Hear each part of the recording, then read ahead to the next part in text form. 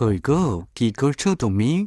জি, এই তো আমি একটু কাজ করছিলাম। আচ্ছা শুনেন, আপনার কিন্তু একটু বাজারে যেতে হবে। কয়েকদিন আগেই তো বাজার করলাম, এখন আবার বাজার লাগবে কেন? তো কয়েকদিন পরে পবিত্র রমজান মাস শুরু হয়ে যাবে, তো বাজার লাগবে না? রমজান মাস আসছে, সেহরি আছে, ইফতার আছে, ভালো মন্দ খেতে হবে, খাওয়া দাওয়া আছে, বাজার তো অবশ্যই লাগবে। আপনি যান বাজার থেকে নিয়ে আসেন সব। বলো তো, রমজান মাসের মূল উদ্দেশ্য কি? জি, রমজান মাসের মূল কারণ হলো তাকওয়া। আর তাকওয়া মানে হলো আল্লাহর প্রতি ভয়, আল্লাহর প্রতি আনুগত্য এবং নিজেকে গুনাহ থেকে বাঁচানো। রোজা রাখার মূল উদ্দেশ্য হচ্ছে আত্মশুদ্ধি। আচ্ছা, রোজা রেখে কোন কোন কাজগুলো আমাদের বেশি বেশি পরিমাণে করা উচিত? রমজান মাসে আমাদের বেশি বেশি নামাজ পড়তে হবে, বেশি বেশি কোরআন তেলাওয়াত করতে হবে, তওবা করতে হবে, ইস্তিগফার পড়তে হবে, আল্লাহর কাছে বেশি বেশি ক্ষমা চাইতে হবে।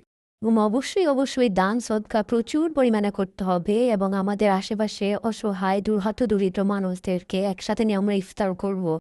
তাদের কি প্রয়োজন না প্রয়োজন আমাদের সামর্থ্য অনুযায়ী আমরা তাদেরকে সাহায্য করব।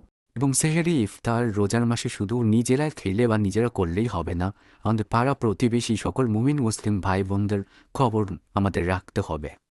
জি, জি, আপনি বাজারে যান এবং আমাদের জন্য এবং আমাদের যে পাড়া প্রতিবেশী আছেন তাদের জন্য এবং আমাদের যেই আত্মীয়-স্বজনরা আছেন যাদের সামর্থ্য নেই সেরকমভাবে রমজান মাসে বাজার করা, তাদের জন্য বাজার করে নিয়ে আসবেন। আজকে এই পর্যন্তই। রমজান মাস নিয়ে আপনাদের যে কোনো প্রশ্নের উত্তর অথবা ইসলামের যে কোনো বিষয় নিয়ে জানতে চাইলে এখনই কমেন্টে প্রশ্নটি করুন, আমরা অবশ্যই আপনাদের উত্তর